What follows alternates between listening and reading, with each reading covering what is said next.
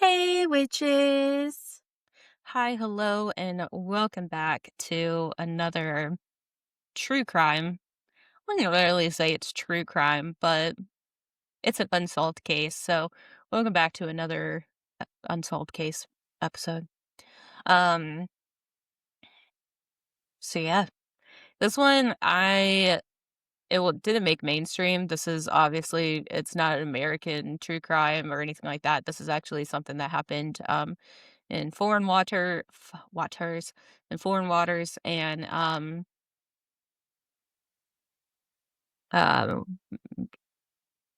so it wasn't big mainstream media over here. But anyways, also I would just like to say if there are any words in here that I cannot pronounce, go fuck yourself because I can't do it. I'm sorry. In all of my life, it don't matter. The fuck is that? That's Titan. Looks like Titan wants to come in. He does. But anyways, so imagine the cliffs of Dingley, right? See, that's what I'm saying. Like, is this even real? Rise like pale bones. So we're thinking like white cliffs against the Maltese sky. So we're in a distant island area away from I wouldn't say most people go to Malta, but I mean,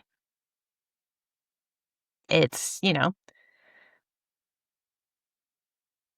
I I don't know if it's more Greek or if it's more like an Italian location, but anyways, so a lot of tourists will come here for the view. However, there is one person that came for an adventure. 17-year-old Mike Mansholt. Um, 8 days later, after Mike Mansholt came for the adventure, search teams would find him at the foot of these same cliffs. And months after that, his father would open a coffin and discover that most of his son's organs were gone. So this isn't really a story about monsters. It's more a story about like silence and the questions that grow inside of it. So this is probably one of Europe's most unresolved like haunting unresolved cases. It was the disappearance and the death of Mike Mansholt, who was a German teenager who traveled to Malta in 2016 and never came home. So this episode does contain some sensitive material. So just please take caution. Um, Can you just but real quick spell his name for me? yeah, it's Mansholt. Okay, thanks. You're welcome.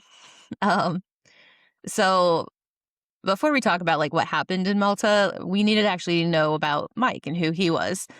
So he grew up in Oldenburg, Germany, a place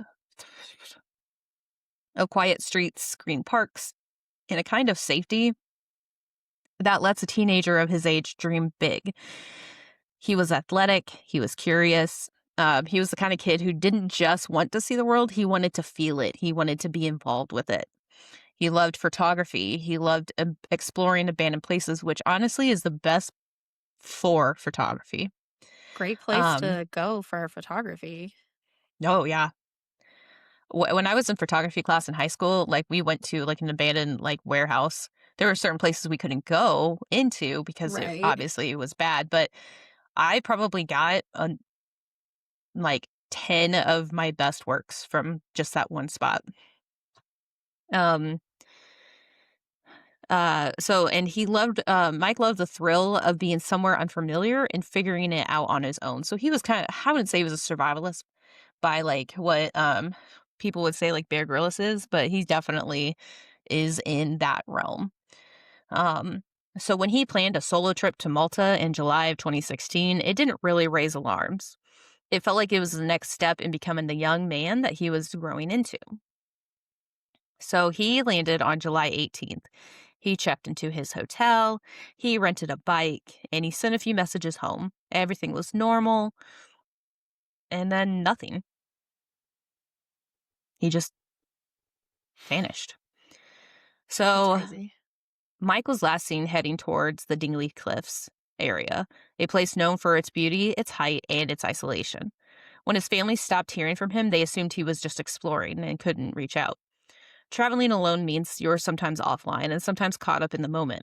But as hours turned into a day and the day turned into two, the silence became heavy. His father contacted authorities and search teams were deployed. Volunteers combed the cliffs and surrounding trails. Then they found his bike, which was abandoned. With that, the search intensified. They had drones, they had dogs, they had teams navigating the jagged terrain. 8 days after he had vanished, they finally found him. At the foot of the cliffs, the official story would later say he fell. But even in this moment, the moment of discovery, there were already questions being asked. Mike's body was found in a state of advanced decomposition. Now, Malta in July is brutally hot and the cliffs are exposed, so nature works quite quickly. But his remains were returned to Germany, and his father noticed something that would change the course of this case forever. Most of Mike's internal organs were missing, including his heart. Now, the only location I can think of that does something like this practice, would be Egypt in a sacred practice for mummification. Now, we're not necessarily far away from Egypt, but we're also not, you know, in that area where this would be normal. So, Yeah, and also, like, they typically do that to their own dead, not random somebody random. teenagers. Yeah. So the Maltese authorities could not explain why. German examiners noted that the body weight was far lower than expected. The decomposition didn't fully match the timeline, and there were no clear traumatic injuries that definitively proved that a fall occurred. So this wasn't just a tragedy anymore. This is now a mystery. This one is wrapped up in contradictions, missing documentation, and unanswered questions. Wow. Dun dun Wild. dun. So, Are there theories? so hold on. I wouldn't say it's a theory, but I would definitely say it's there's a divide with the autopsy. Okay. S- So when Mike's body arrived back in Germany, his father expected grief. He expected heartbreak. He expected the kind of pain that rearranges a life. He did not expect confusion. The German medical examiner opened the body bag and found that most of Mike's internal organs were missing. They weren't damaged, not decomposed beyond recognition, just gone. Just not there. The heart, the liver, the Crazy. lungs, and the brain. Hmm. The Maltese authorities offered no clear explanation. Some reports suggested that the organs had been removed during the autopsy, and others implied that they had liquefied due to heat and decomposition. So do But we the think that maybe they were stolen, like, for the black market? maybe, like maybe he like came you know how like some people explore places and like they get in the wrong place at the wrong time and they become like a Right. victim themselves? Like what if this was something like it? Um I'm not saying they should make a movie after this, but this also would be a very good like I mean, they could go several different ways. Yeah. They could go like a paranormal way, they could go the black market way, they could go like Right.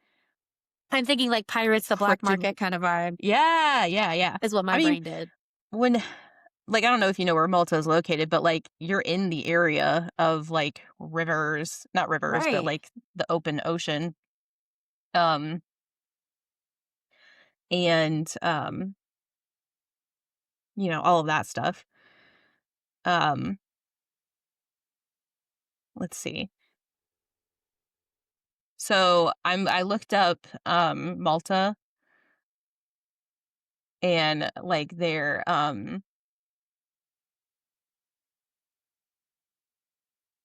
like, piracy and all of that. Yeah. It says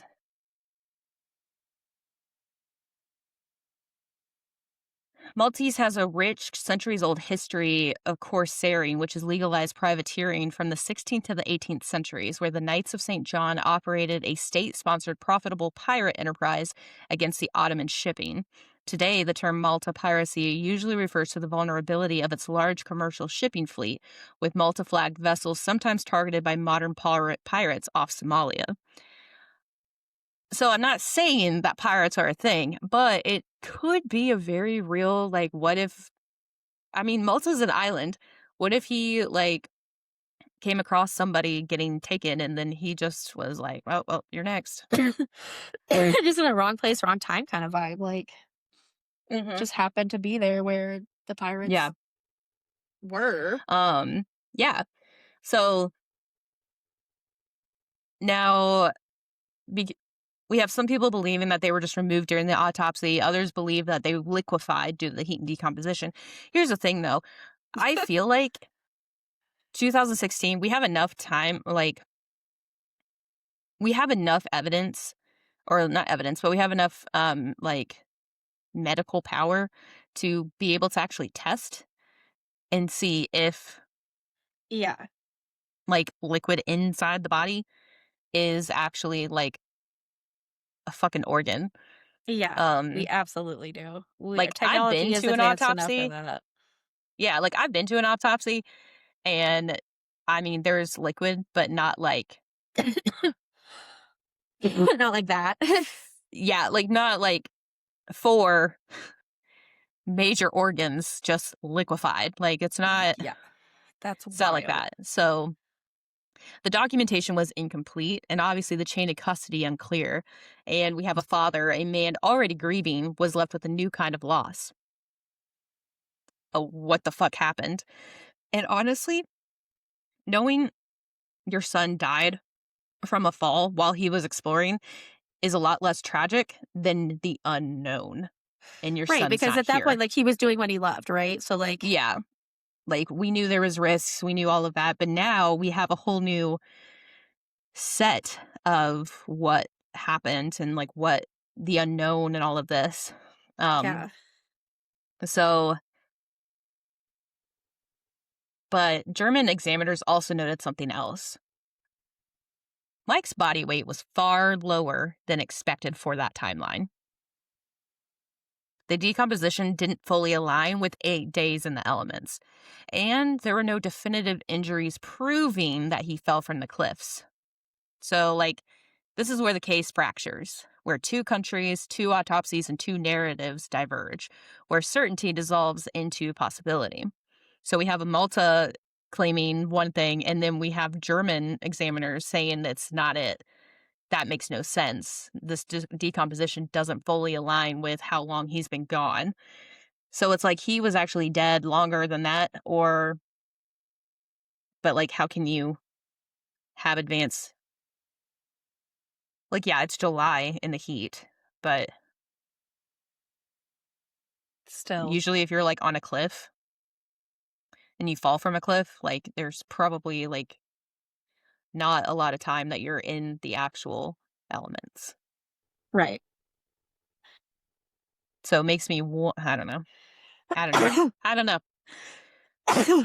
But here are some theories for you. This is When what a I need. case has gaps like this, people will try to fill them in, not out of morbid curiosity, but because the human mind cannot sit comfortably in the unknown, which is why most families are kind of go insane when, like, a loved one is missing or dead or whatever, and it, Yeah. like, their death doesn't sit well with them, kind of like in Stranger Things when Will Byers vanished and he was But, I suddenly didn't watch appeared. that. God damn it. I don't watch TV shows, and the fact that I watched that, okay. Anyways, spoiler alert for those who haven't watched it. First season, little tiny Will vanishes, and they find him in a lake. The story was that he drowned and he died. They had a funeral for him, all of that stuff. Obviously, he didn't die, but his mom was like, this isn't right. This doesn't look like my boy. My boy doesn't look like this," kind of thing. Um, and she couldn't get close to him. So she couldn't, like, go touch him or anything like that. So she basically went insane thinking that her son was still alive and not actually dead and all of this stuff, and it's just crazy. Um, she was right, but I mean, but, like, Yeah. this is, like, people don't like sitting in that unknown. They have to have answers. So here are some theories. The accidental fall. This is the official explanation. Mike slipped, fell, and died from the impact, but the injuries don't fully confirm it, and the organ issue remains unexplained. Also, when you have an accidental fall and you die from the impact, like, there's going to be trauma of some sort. Right. Like, whether you hit your head on the way down or what, like, something is going on there. Um, some believe it was autopsy mismanagement. Some experts believe that the organs were removed during examination and just simply not documented. Some people believe that the organs were kept in Malta. Now, I don't know anything about Malta. I don't know anything about their government, about nothing like that. But there are some locations where they say, like, don't die in this country or you'll never get your shit back because it'll go on the Right. black market. Um, Maybe Malta is one of those kinds of countries. Um, Now, simply not documenting can happen, rarely, but it can. But this doesn't really answer every question that we have. Um, it could be environmental factors. Malta in July is very unforgiving. Heat accelerates decomposition, and insects and animals can alter remains. The timeline still feels a little strained, though, so most do not believe in the environmental factors. Now, I don't know much about decomposition other than, like, heat, obviously, animals and insects, but he was gone for 8 days. If with the way they're describing things, like, he probably had, like, a good I'm trying to think back to, like, my CSI classes because we talked about decomposition. Like, my one of my professors was, like, did studies of this with, like, pigs and, Right. like, bot flies and all of that. Um, so I'm trying to remember. God, it's been years. Usually when you die, you are warm for obviously, like, a few hours because your body has to cool over time. So your body cools to, like, a whatever temperature, and then that's when you're usually put on ice, to kinda help you from decomposing. However, if you're in the shade, it could be I don't know, like, it feels like it could be real, like, because 'cause I'm thinking, like, Malta in July is like South Carolina in July. So, like, I'm thinking, like, 100 degrees, unforgiving. Yeah. I don't know. What I don't it's crazy. Okay, anyways. People think that it could be foul play. Now there's no Could evidence be. of this, but the absence of evidence is not the same as clarity. Right. So there's unanswered questions that keep the serial alive in the public imagination, which, like we just said, um, maybe not necessarily foul play against him, but like wrong place, wrong time kind of thing, kind of vibe. Yeah. Because if he comes from like a place that is relatively safe, especially in 2016, is relatively safe, and like you're able to do all of these other things in life without being hurt. Um, and you have problems with like other countries in other countries. Like, I'm Yeah. not saying Somalia's problem, but like piracy of other countries. And now I mean, what saw on Google, take that with a grain of salt. Um, don't even know if that's true anymore nowadays, but they're saying it could be Somalian pirates have like a high chance of being around the area. And if you're on the cliffs, I mean, unless the cliffs are in the fucking middle of the island, where are the Dingli Cliffs? Let's look that up. Oh, The pictures I no. saw, they looked really remote. Yeah, they're really remote and they're on the edge. Yeah, they're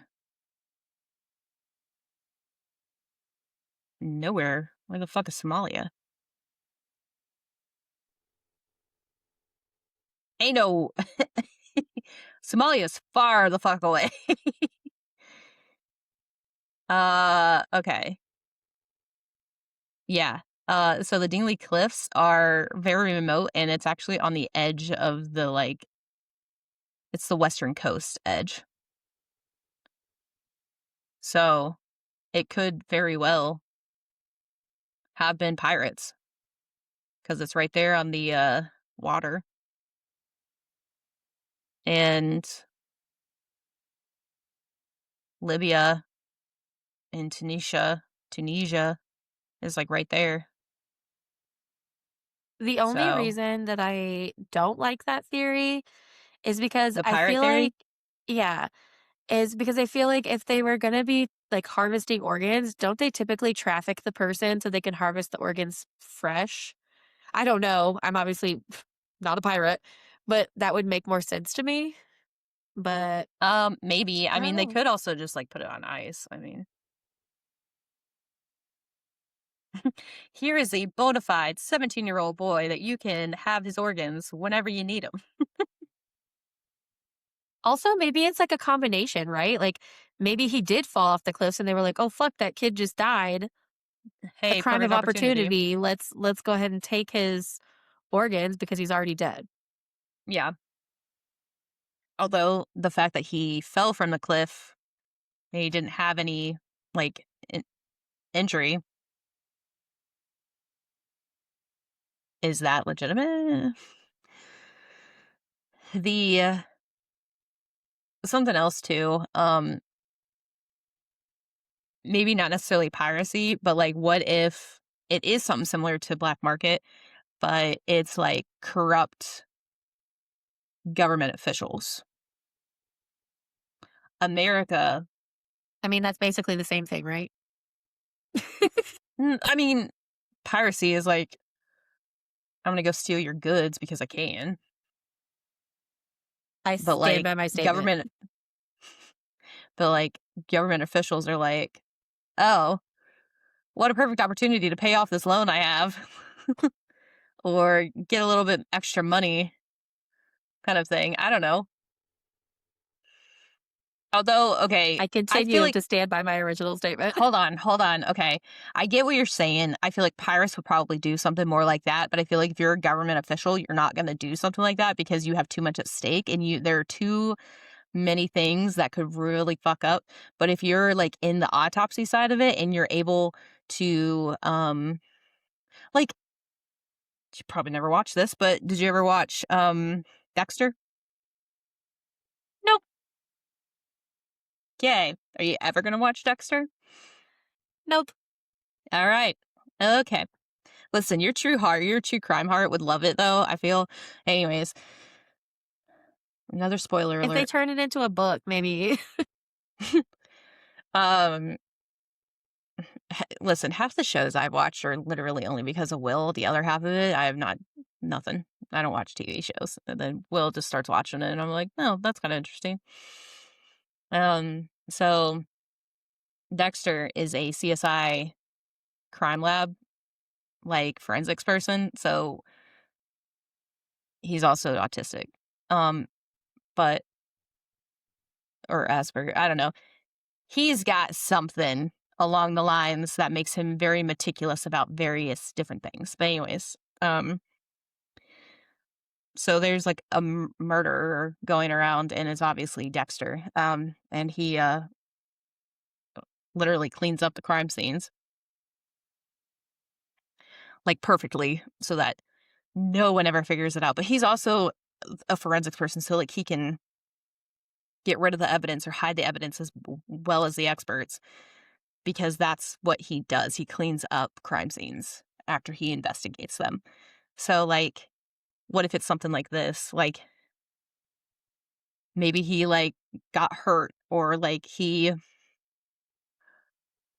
I don't know. There's no evidence saying that he like got hurt from an impact or something, but like, what if he had, I don't, there's literally studies out there that show people have, like, fucking heart attacks, and they're, like, the healthiest fucking person ever, and they die from it. So, like, what if he ended up having, like, a heart attack where he got hurt and the people were like, "Oh, this is a perfect opportunity. Oh my god, this person fell. Let's" yeah, I don't know. Shit like that. I mean, it's probably a mix of, like, the autopsy mismanagement and, like, foul play, but this is a world they never know. But anyways, so what makes this case haunting isn't just a single theory, it's the space between them. It's a liminal zone where facts blur, where documentation falters, and where a family is left to navigate a maze of contradictions. So, Mike's father has spent years searching for answers, filing appeals, requesting reinvestigations, challenging official conclusions, not because he believes in conspiracy, but he believes in his son.